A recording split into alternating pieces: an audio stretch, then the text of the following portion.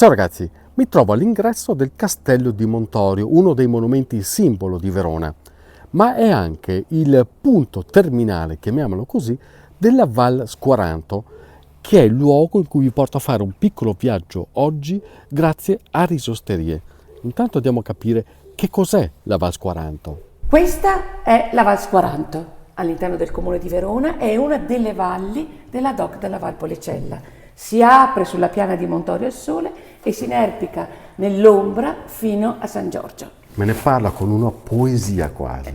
Eh sì, perché è veramente una valle incontaminata all'interno del comune di Verona ed è molto particolare, molto poco conosciuta, conosciutissima da chi fa trekking, chi fa bici, perché è freschissima d'estate. Magari adesso conosciuta anche dagli amanti del vino. Eh sì, perché sono nate veramente negli ultimi 10 anni queste piccolissime aziende, tutte biologiche, che proprio guardano sulla valle e hanno delle caratteristiche particolari perché sono a un certo livello di altitudine ma molto ben esposte al sole, quindi possono dare veramente delle sorprese sul proprio vino. E quindi voi chi siete?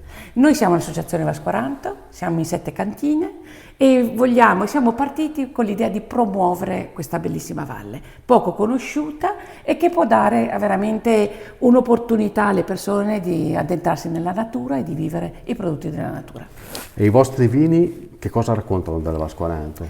I nostri vini sono particolarmente freschi, anche con l'amarone, eccetera, quindi molto vivaci e anche con una bella forte nota di acidità, perché appunto qui scendono delle ebbrezze molto fresche durante tutto l'anno, quindi non ci sono problemi di grossa umidità, però questa dà una forte nota di freschezza ai vini.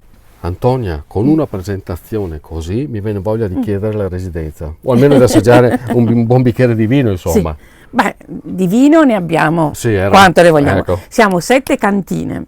Partiamo Giocaia, Val di Venere, Montenigo, Villa San Carlo, Contrada Palui, Fondo Prognoi, Bronzato, quindi a Risosteria possiamo trovare tutto quello che vogliamo.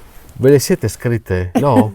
Fa niente, tanto là le trovate tutte, trovate Antonia, trovate Elisa e adesso finalmente si può assaggiare, però queste due signore, siccome in mezzo a due dame si fa la figura del salame, decisamente. Fatemi il bicchiere che l'ho.